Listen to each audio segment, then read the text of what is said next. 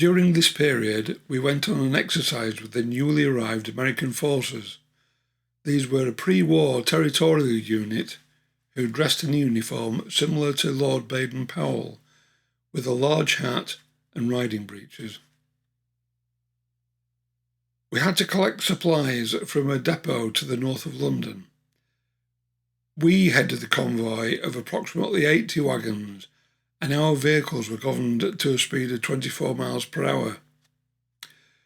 The Americans were so frustrated by the slow speed that they drove from pub to pub, catching up with us at the next overnight stop. The first stop on the journey was Doncaster Racecourse, and then Lutterworth Camp. On the first night's stop, we were amazed at the lack of discipline shown by the American troops to their superiors. When the top sergeant tried to issue orders like guard duty on the vehicles, the answer would be, "Oh, gee, Sarge, can't you ask Hank? I did it 2 nights ago." And the Sarge would meekly go and ask Hank. It was so different to what we were used to in the British Army. We loaded our supplies and started the return journey.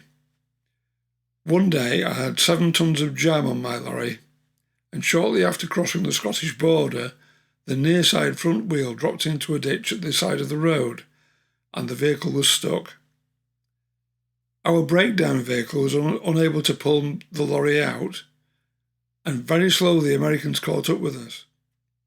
Their top sergeant had a 1,500 weight Dodge truck, and he fastened the back of the Dodge truck to a tree, attached the front winch to the back of my lorry, and pulled it straight out onto the road.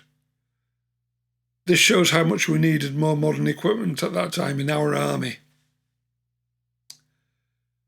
Another item of equipment which the American forces brought with them, which proved to be very useful, was the 5-gallon jerry can.